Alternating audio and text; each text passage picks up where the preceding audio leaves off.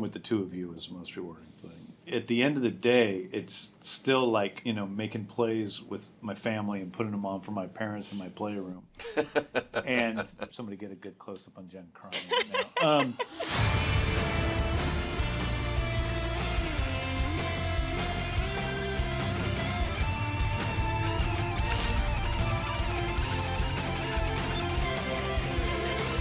Welcome to Peacemaker, the official podcast with James Gunn. That's me. And I'm here with the wonderful Jennifer Holland and the sexy Steve Agee. Super sexy Steve Agee. Thank you. Yes, that's me. And I play John Economos on the show. And I am Jennifer Holland. I play Emilia Harcourt. On the show. Yes. Also in life. I decided I would just continue playing her Nice. In my life. We're going to be diving into Season 1, Episode 8. And it is written by James Gunn and directed by the one and only James Gunn. And we're going to talk spoilers, as always. So if you haven't watched this yet, go to HBO Max and do so. Usually an episode of this show took about 15, 16 days. Episode 8 took how many? Like 20? Probably around 20 or 20 something. some days, Because a lot of it was at night.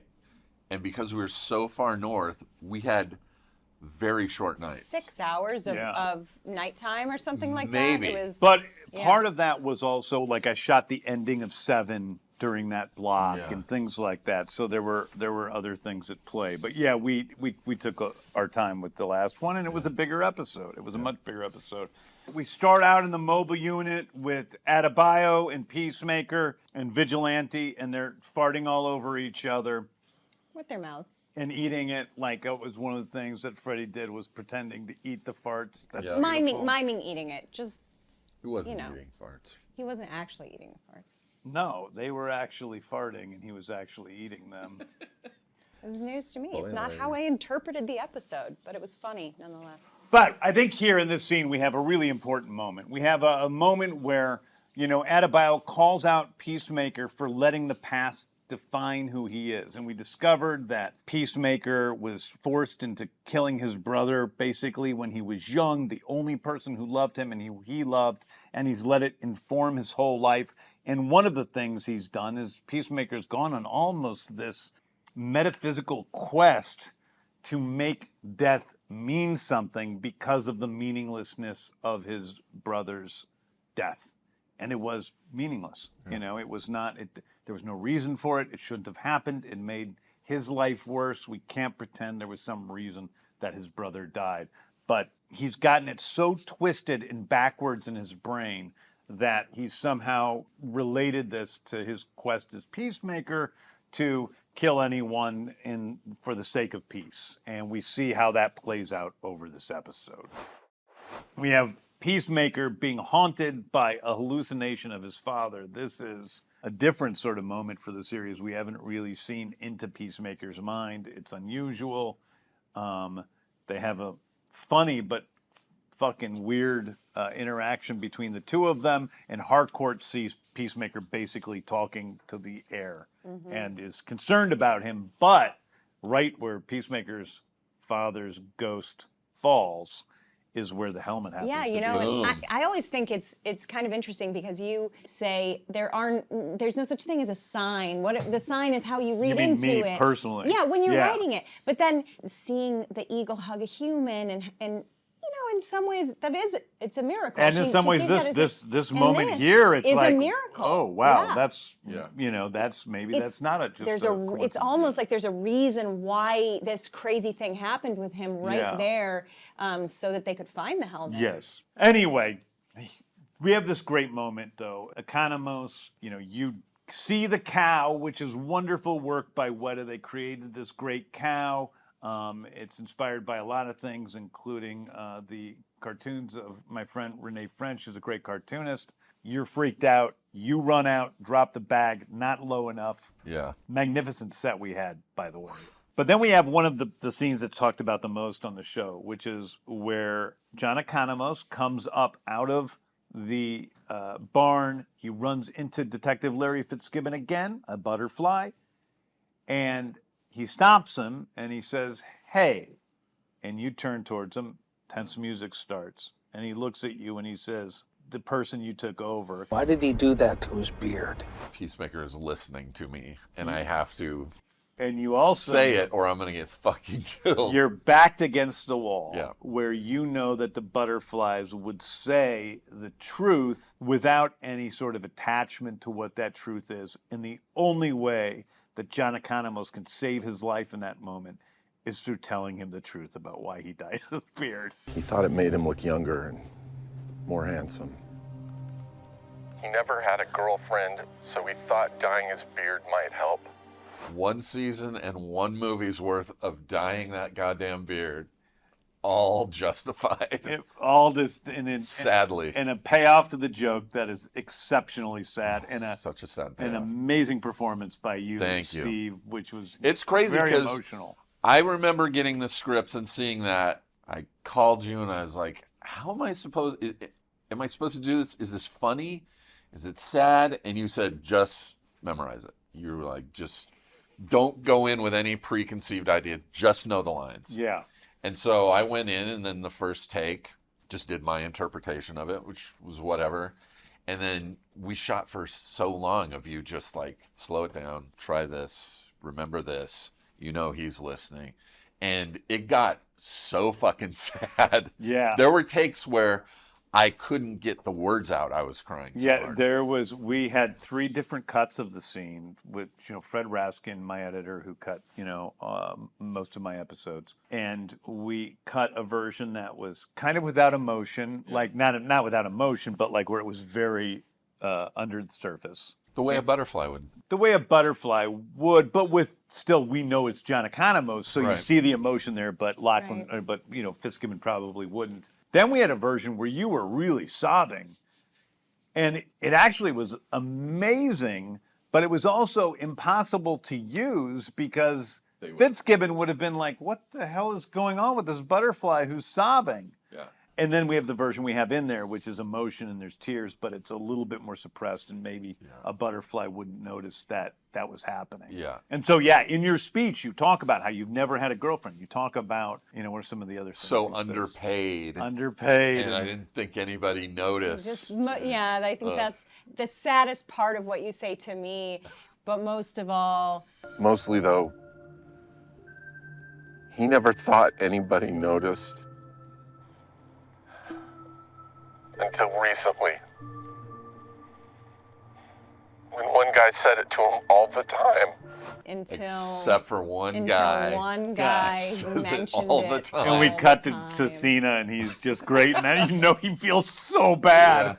He's like, oh, I am a bully, and that's what it gets me. And I've just destroyed this guy's fucking self-confidence. It's really beautiful. It's one of my favorite sort of character arc moments in the whole show. Such It's a just good a really payoff. beautiful I'm so payoff. glad it paid off, that beard. Oh, but he says one final thing to him, which is human beings can be so pathetic. Yeah. And it's like, yeah. And then you walk off.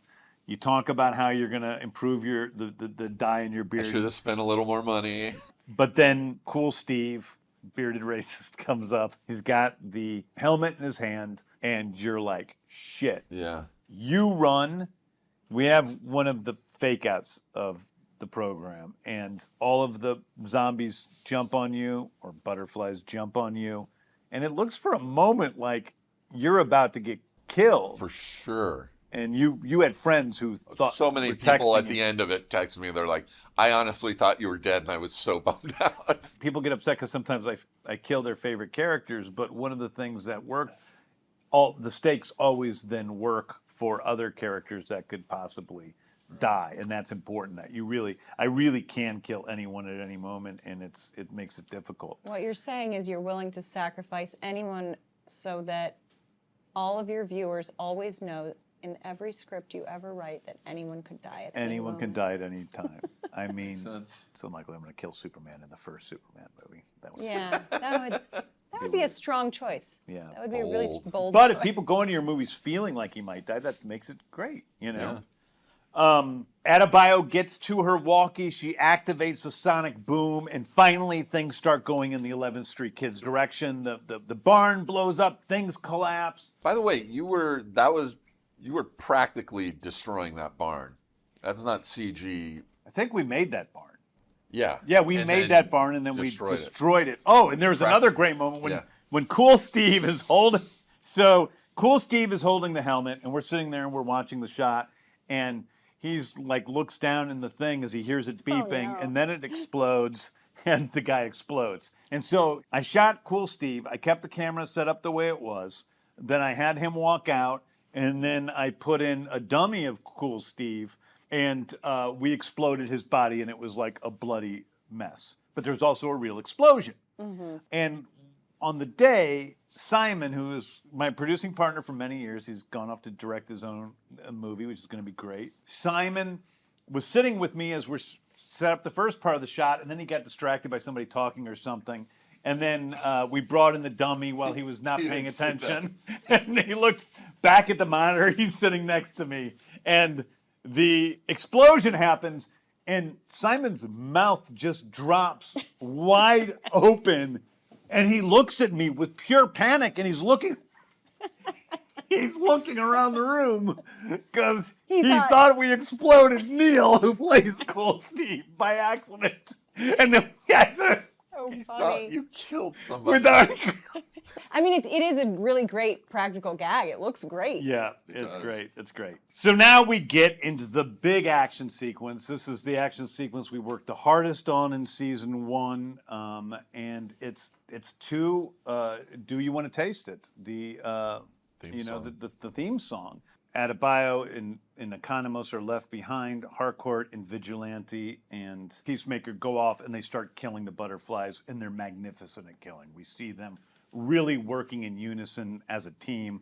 Wayne Dalglish did a great job of his choreography, his fight choreography. And then the song is playing, and this is sort of an important moment to me. And one of the reasons why I like Do You Want to Taste It as a song so much, they played at a lot of sporting events now since the show came out. And it's sort of a rallying, let's go, hurrah song. But when you start to listen to it, it is a dark song. It is about the price of letting go of your past and the price of ambition, the price of fame and the isolation in that. And the fact that all of that is just an illusion. Throw the dog an invisible bone. Like when you throw a dog an invisible bone and the dog goes running after it and there's nothing there. Yeah.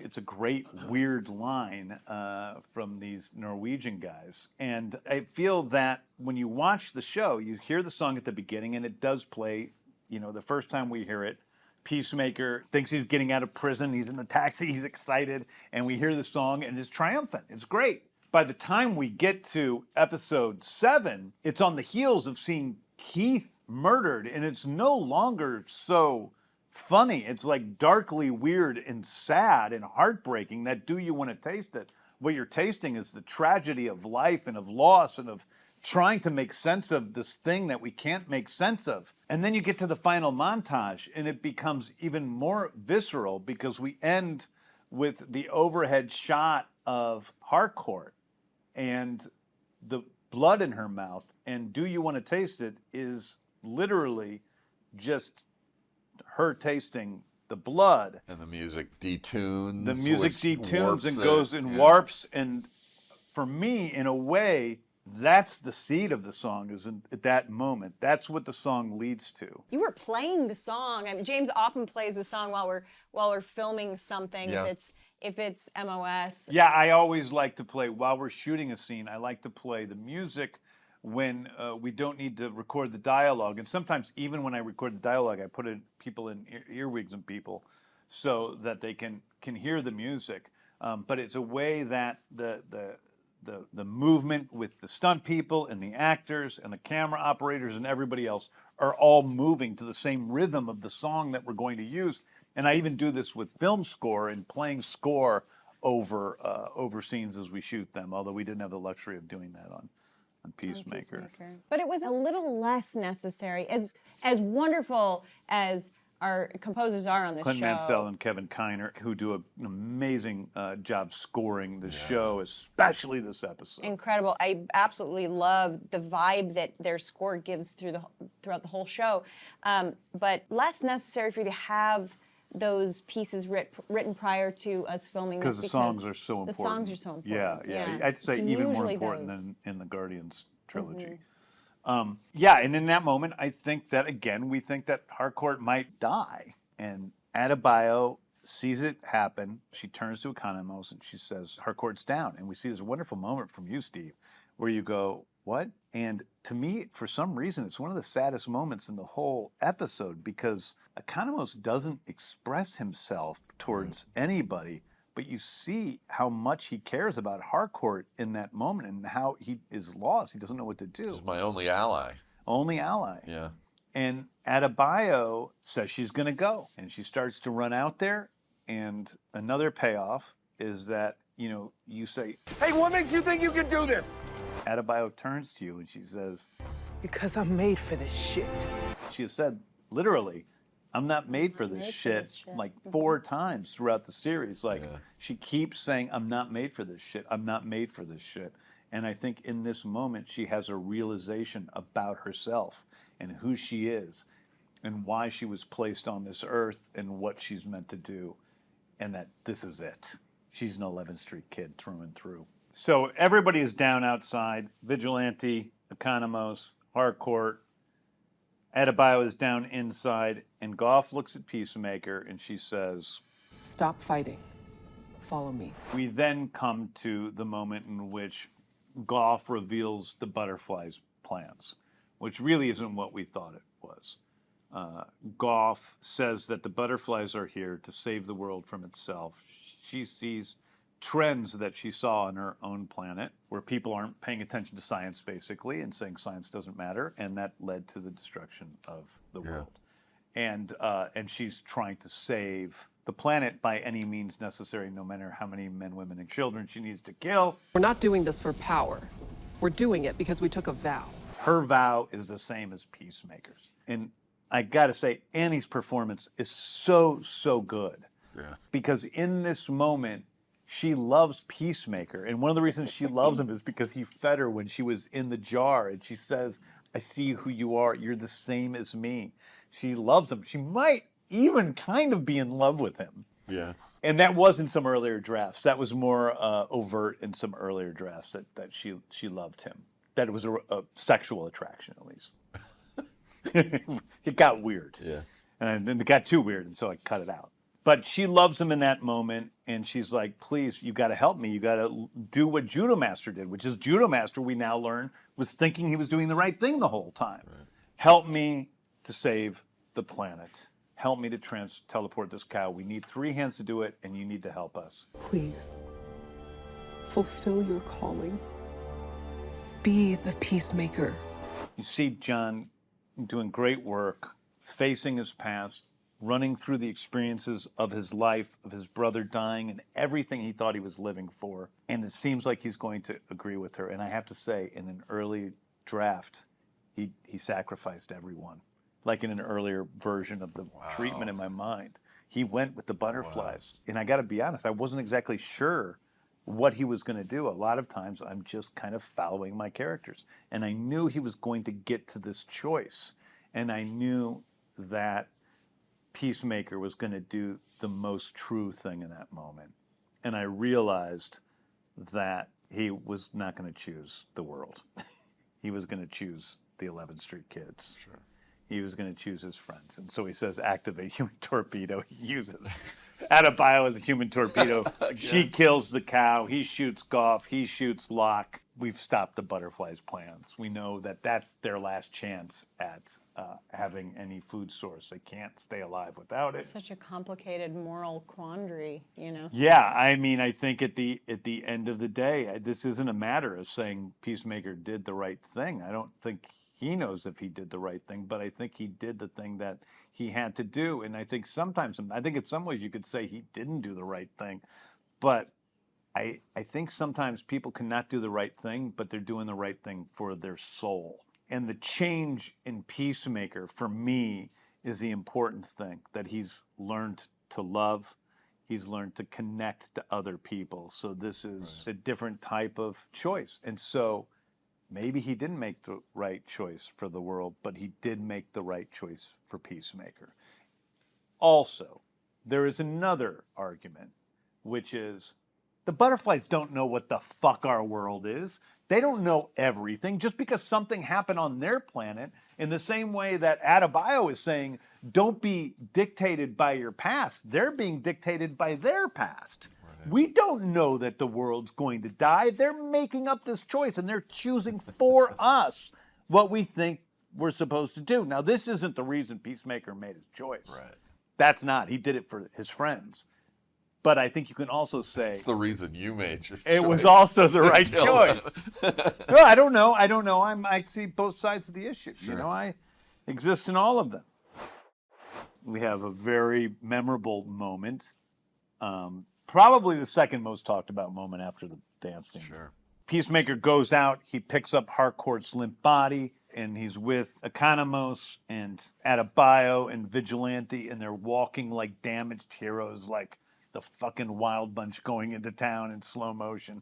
And then they see the Justice League show up. It's Superman and Aquaman and Flash and Wonder Woman. And basically Peacemaker says, fuck you. Fuck off. Too late. Too late, you douchebags. Dickwads, whatever he calls them. And then he walks away. Now we come into the new DCU. And really, you look back at season 1 of Peacemaker, and almost everything is canon. Like, we're doing, like, little tiny things. Maybe there's no Batmite, maybe there's no Green Arrow. I don't know. They're pretty small things. But the appearance of the Justice League is totally wrong and doesn't fit. And so we have a plan for it. You'll see it in season 2. But we can safely say it's not canon. Anyway, it's done. Okay. Now we're at the end. It's kind of beautiful, kind of happy. There's a great moment with John Economos. He goes back to work. He's back in the basement, but we see this moment where he takes his photo out and he looks at the photo of the 11th Street kids, and you realize this guy has a connection with some people that he's never had before. It really touches me.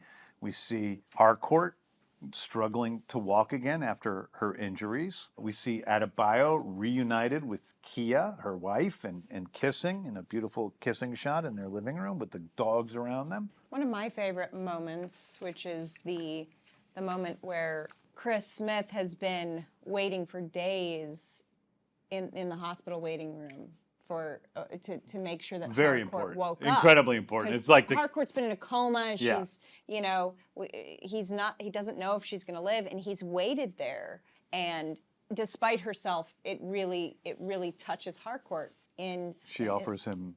She offers him her hand. Yeah. And that, coupled with her her small little moment that you see her recovering, she has this harsh person that you've seen this whole series, just really harsh, hardened killer, is completely vulnerable. She's nearly lost her life. I see it so much in the little piece when she's recovering with the physical therapist. You see her smile for one of maybe the first real And times it's a really in the whole bright series. smile. It's a really nice moment. Because she's feeling some hope. So it's a special moment to me. Yeah, and I think that has big ramifications for season 2 of Peacemaker, that moment between Peacemaker and Harcourt. And then, at the very ending of the montage, we see Peacemaker lying in bed, a changed human being, and he looks up. The butterfly Goff is tapping against the window. And Peacemaker walks outside. Eagly walks out with him. This is his new life. And we see him with the very last of the sort of syrup. The amber goo. The amber goo. And he pours it onto the ground, and Goff needs to eat it. And if you're paying attention, that is the last of the amber goo. That is the end of Goff. That's Goff's last supper, basically. Goff's. People have asked me, has Goff come back? Goff dies That's what they eat, after and that's that it. day. After that day. It's very sad. And there's a sadness in all of that, and Eagly is there, and Eagly's not killing Goff, which is interesting because very different than when Eagly first met Goff. Peacemaker sits down, and we literally see a shadow fall over Peacemaker, and it's the shadow of his father.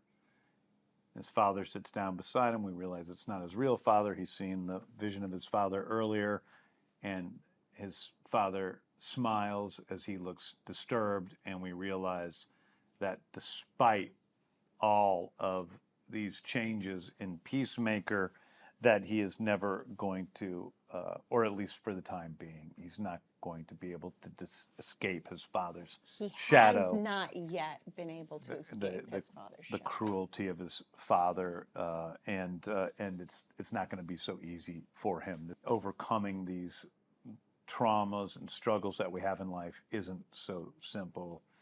The camera pulls back, possum falls down. So despite the father's cruelty, we have a sign of Eagly's love, as meaningless and silly as it may be. And then Eagly comes down. And he ruined the shot because he looked straight at the camera. So that's the end of the episode. And now, Peace thoughts. welcome back to another edition of Peace Thoughts, where I share my unfiltered thoughts on moments throughout the series. So I think the best thing about 108, it is a bow on the present. You see this Bad News Bears group, these lovable losers, these fucking long shots who are being punished, actually go in and save the world. And in like true virtuous superhero fashion, where it's not easy, they get banged up, Harcourt's virtually left for dead, but they're the ones doing the slow walk out of the explosion, telling the superheroes to fuck off. That's that moment of like, I'm a hero. What I like about season 2 and 201 is the same thing I liked about 101. You see Chris get out of the hospital, he lives in a fucking trailer. He's broke. He is just a goon in a suit who goes out and thinks he does virtuous things, but like saying he'll kill for peace is such an oxymoron. He's not Bruce Wayne. You know, you see him really having to climb uphill. And 108 is like, fuck, they did it. And 201 is like, they got gypped. It's that you're always searching for that thing, and they just keep getting the rug pulled out from under them. And many times as human beings, we think the universe is a very busy place, but we all at one time think the whole thing is against us. You know, and I think that's a really relatable story.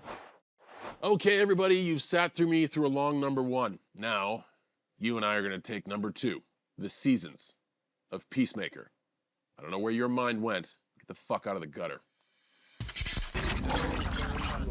Release schedule program. So definitely, we definitely have to talk about what's canon. Is Green Arrow canon? I don't know. I'm not willing to say it. We don't really know. We don't have Green Arrow as part of our system right now. So maybe Green Arrow exists, maybe doesn't. I'm not sure.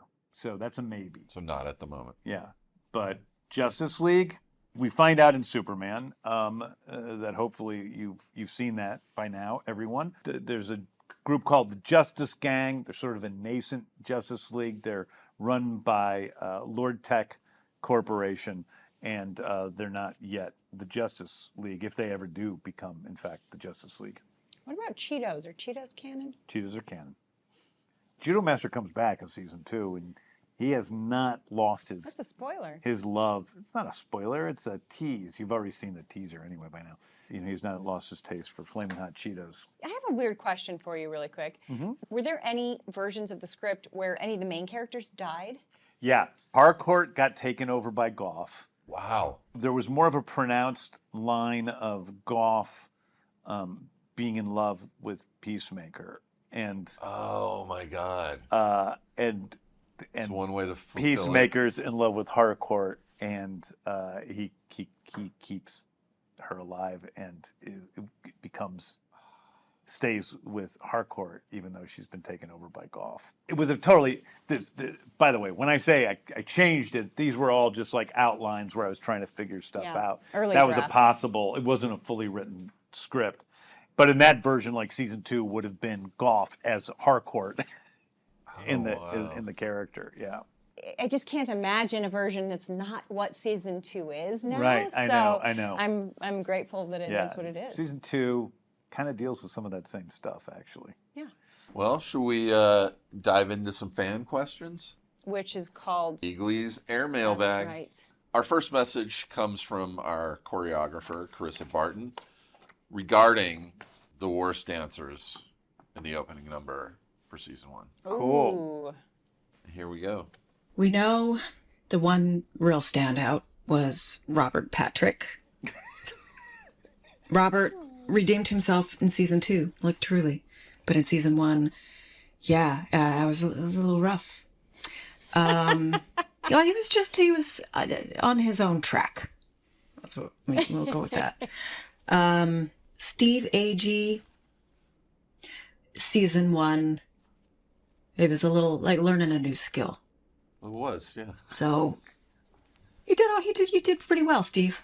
I was pretty impressed by the end. Okay. But, took a little while to ramp up. Chukwudi, great work ethic in the rehearsals, but it was there's a kind of a different level of comfort with the moves. Maybe a little stiff. You can go with that. But really the star standout takes the number 1 place of worst dancer. Season 1 was Robert Patrick. Love you, Robert. Bye. Well, She's being so gentle with it. Okay, I have some issues. but who was worse? Who? I mean, you were Mel good. Tuck. She didn't even mention old man Mel Tuck, Oh yeah. the neighbor. She fucking forgot about Mel Tuck. There's forgot no about way. Mel Like, Tuck. obviously, Mel Tuck, we had to put him on a chair to sit down. Exactly. We love him. Yeah. Yeah, that's not fair. I think Cena's a worse dancer than me. He had a lot to do, though. He did have a He had lot a lot to do. Yeah. Season 1. Listen, I'm not a dancer, so I'm actually okay with People this. were pretty good season 1, I gotta say. But you were great. Yeah. Danielle's very good. Annie was very good. But Christopher, who plays Locke, I just noticed when I was watching it, like when he's doing this thing Oh, or he's so something funny. like that, he's so So funny. into it. He's Oh, so I'm funny. Yeah, into he's it. such a It's funny so guy. Good. God, what a scene stealer. Well, thank you, Carissa, for that, I guess. Sure. The good news is season 2, I'm not even probably in the worst 4 or 5. I don't know if that's the good news because the bad news is there's way more bad dancers in season 2. You're not top 10 worst of season 2. All right, let's move on. We have another audio clip from Wayne Daglish. Ooh. Wayne, stunt coordinator. Wayne, he's going to talk really quiet. Here we go. Hey, this is Wayne Douglas here. I'm the stunt coordinator for Peacemaker Season 1. So my first question for James is, what's the process for developing action sequences? Like, what do you do to write these and to come up with all these interesting and unique fights? My favorite memory from set is definitely when we had all the Vancouver stunt people out and we were in front of the barn and we were doing wire gags. All the actors were fighting. The stunt performers, Francois, our camera operator, was going crazy, running around like a madman with the Per camera. usual. And all the choreography and the camera and everything had to sync up perfectly to make the shot work. I felt like that was the most magical experience I had on set. Whenever I work with James and Peter and Lars, like I learn how to become a better filmmaker all the time. So thank you very much for allowing me to do so. I've learned a lot from you guys, and I hope to keep doing it. Yeah, that's it. Love Thank you, Wayne. We love Wayne. Wayne is my stunt coordinator from Peacemaker, who went on to become the co-stunt coordinator for Guardians of the Galaxy Volume 3, and then did the wonderful work for key stunt coordinator for Superman. He was a very quiet. Fun fact, Yeah. Quiet got guy. his start as a child actor. He was a child actor. He was in a movie called Moto Kids, in which it was him and a chimpanzee and Lorenzo Lamas. And this is true. And one day on the set of Superman, I bought the entire crew Moto Kids T-shirts that we made up, and he showed up to set after lunch, and we're all wearing Moto Kids T-shirts. That one maybe was the happiest I've ever seen. He Wayne. was so happy. He was so We tickled thought by he was that. going to hate it, and so he kind of ruined it by liking it so much. He loved it. He thought it was great. Yeah, I mean, he asked me a question. Maybe I should answer the question. Oh, sure. Yeah. But it's a weird question for him to ask me because he sees what I do. Yeah. So, the way stunt coordination works is different for different scenes. I mean, sometimes I go in with something like, say, the fight sequence in episode 1 between the rocker chick. That pretty much was like I set up those shots and I storyboarded all that, and then I gave that to Wayne, and I'm like, follow this exactly. So he has to fit the gags into the beats that all those beats were written of her being stabbed and being stabbed in the back and all that stuff of, coming down with the knife and then it goes into the ground. So that was throwing weird stuff at throwing weird stuff at her face. Thing. But it was also really shot listed and storyboarded so that Wayne just had to fit the gags into exactly that structure. However, other times, like episode 8, he has much more freedom where there's a basic, the basic beats are written up. Some shots maybe are drawn. I know that like he's gonna, throw the, shoot the thing into the guy's neck or something like that. But then Wayne really had a lot of freedom on that particular scene, and a lot of those shots were set up by Wayne in the process. So he'll bring me cuts of fight sequence that he has shot with the actors or with the stunt actors or both, and then I'll just keep whittling that down to, offer new shots, different shots, and then cutting a lot because Wayne always gives me these like 8-hour-long fight sequences. So I kind of have to go through and pick the moments that really matter. By the way, I don't know how you do because every time you show me one of his early Fight Viz cuts where he's created this long fight sequence with all these, it just looks so cool that I'm like, how do you choose what you're going to use from this? I love the whole thing. I just want to keep watching this. Yeah. And then we start shooting, and that's where we really have fun because the way Wayne and I work together, and I worked well with Hank in this way too on season 2, is I'm able to add flair to those shots. So, like we curl around a scene and push in. I push in a lot. I, pull in. And so I just kind of add flair to stuff. And then the final component, it's a little less with Superman where it's flying and everything's so worked out. But on scenes like this where it's people fighting, we have, other camera operators who are in there getting little bits and pieces of, panning back and forth, panning and pushing in, pulling out, pushing in. And so really the camera operators are a part of the fight choreography. The choreography does not exist independent from the shots. It's all one organic thing. Yeah, and it's my favorite thing to do in movies, TV shows, whatever, is fight scenes. That's what I like doing the best. And that's what he was talking about when in the clip he was talking about how Francois, who was our camera operator on this Shout season. out to Francois, who actually did a great job. He did a great job, but he's a wild man, and he was saying that he was running around like a crazy person. But what he means is that really, Francois was a huge part of filming that stuff, right, because it was so important for him to be moving with the stunt actors and catching all of that, because a lot of it is you are panning a lot, you're following the motion. A lot of it's one long shot. Yeah, yeah. Thank you, Wayne. Appreciate that message. All right, we're going to the email or the message. That sounded like it was from the heart. It was. We're going to social media messages now. This is from @Hudson91985925. Oh my God. Will Dyebeard ever re-dye his beard again after admitting he dyes his beard? Well, I think we can see the trailer for season 2. You've probably seen the trailer. He dyes his beard. And my beard is not this gray, so. Yeah, he dyes his beard. Yes, I do dye my beard. But he does a good job. He bought L'Oreal products. He learned a lesson. He did. From @MoviesForRealPod on X, what was the most rewarding part of making season 1 of Peacemaker, and what was the most challenging part? I mean, the most rewarding was that monologue about my beard. Like, that was crazy justification. I loved it.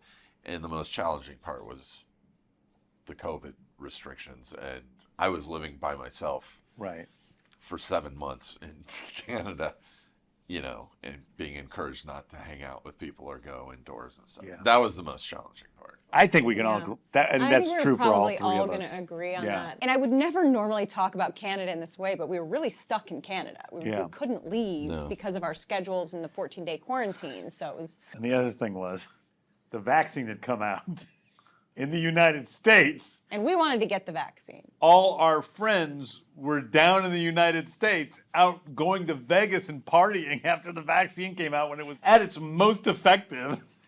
And we didn't have any vaccine. We're just stuck up with Canada. So we had come from the United States when it was at its worst, and now we're in Canada when it was at its worst. Probably the most rewarding thing for me getting to work on season 1 was really getting to know John. You know, when I met him on the Suicide Squad, I didn't really, you know, he's a tough nut to crack in some ways. Takes a little bit to get to know him. He's a great leader. He's a great leader for our set. Very inspirational. And yeah, and he's just a good guy all around. He's an odd person, but man, he's a great teacher in terms of like learning about yourself, being vulnerable and accepting that you have limitations, or, you know, learning how to better yourself in some way. And I just appreciate him for that. So that's probably the most rewarding thing for me. I think this honestly, the first thing to my mind is that working with the two of you is the most rewarding thing, and that two people who I love really deeply, and it was amazing to see you guys shine as these characters. And, you know, you get caught up in show business and money and this and that and everything else, but at the end of the day, it's still like, you know, making plays with my family and putting them on for my parents in my playroom. And that's the part of this process I really love. Somebody get a good close-up on Jen crying right now. And that was... I want to change my answer. The most rewarding. I need to change mine too. Fuck this beard. Yeah. But it's, I think it was, you know, and John and Freddie and Danielle and the whole gang. But you know, especially you two, because we have history, you know. And so it was really fun, and I think that was doubly the case on season 2, and seeing you guys, like, fuck, man, wait till everyone sees season 2. Like, I can't wait for it, because you guys and John are so much better, and you're great in season 1. But you're both, I mean, wow, it's really, you both upped your game so much in season 2. I can't wait for people to see it. Thank you. Thanks for giving us the opportunity to do that. Of course. What else you got? Oh, last one from Vigil Maker on X. Will Peacemaker's bisexuality be explored further in the show? Maybe not with a male love interest, but with mentions of it, introspections, flashbacks, etc. Well, we'll have to wait and see. Yes, we will. So many surprises that you get in season 2. So, song spotlight. I don't know what song to put the spotlight on, because there's so many good ones. If You Really, Really Love Me by Steel Panther. You Can't Kill My Rock and Roll by Hardcore Superstar, who are in a lot of next season. But I have to give it to a song that for some reason hasn't gotten as much attention as other songs in the series, and that's Apologize by The Last Vegas. That's the song that the final montage plays over. That's from their major debut album, Whatever Gets You Off, from 2009. They're an American hard rock band from Chicago, formed in 2003. And that song, I love that song. And Jen, you've been singing it we watched this episode a couple days ago, and you've been singing it around the house for like 60 hours straight. Stuck in my head. Yeah. Major earworm. I'd give a big shout out, full circle, back to our theme song. That's, I mean, you got to, I mean, yeah. On that note, that's it. That's a wrap on season 1. We did it. We did it. 8 episodes. Although we're back next week with season 2. Come back Thursday when Peacemaker season 2 premieres on HBO Max. We'll be here to talk about season 2, episode 1, titled The Ties That Grind. You can catch our podcast on HBO Max, the HBO Max YouTube channel, and wherever you get your podcasts. This has been a DC Studios Showcase presentation. Peace out. Peace out, motherfuckers. This was an OBB sound production for HBO Max and DC Studios, hosted by James Gunn, with co-host Jennifer Holland and me, Steve Agee. Executive producers for DC Studios are Phil Sopanides and Gary Barbosa. Executive producer for HBO Max is Becky Rowe. Executive producers for OBB are Michael D. Ratner, Scott Ratner, and Toby Lawless. Special thanks to, from DC, Mike Pilata and Victor Diaz. And from HBO Max Design, Tom Hasgard, Martha Duarte Diaz, Ryan Cronin, Brett Krause, and John Northway. Producer, Toby Lawless. Producer for HBO Max is Aaron Kelly. Research producer, Jesse Holland. Associate producer, Tessa Bartholomew. Associate producer, Chris Stipp. Production manager, Kevin Lynn. Studio coordinator, Elijah Matias. Director of photography, Keith Gresham. First assistant camera and camera operator, Chris Piper. Gaffer, Arthur Garcia. Key grip, Jake Reeder. Sound mixer, Josh Falcon. Sound mixer, Darren Bowling. Post-production supervisor, Mariana Cristostomo. Lead editor, Jesse Holland. Editor, Louis Sinibaldi. Assistant editor, Mark Alcacid. Hair and makeup artist, Kendall Shannon. Director of creative development and social strategy, Lenore Castro. Senior coordinator, creative development and social strategy, Sharif Bakari. Production assistant, Antonio Cavallo. We're just getting ourselves situated We are here. out of it today. We're out of it today. It was a rough day yesterday. It took everything out of us. It was a long day. It was a long day.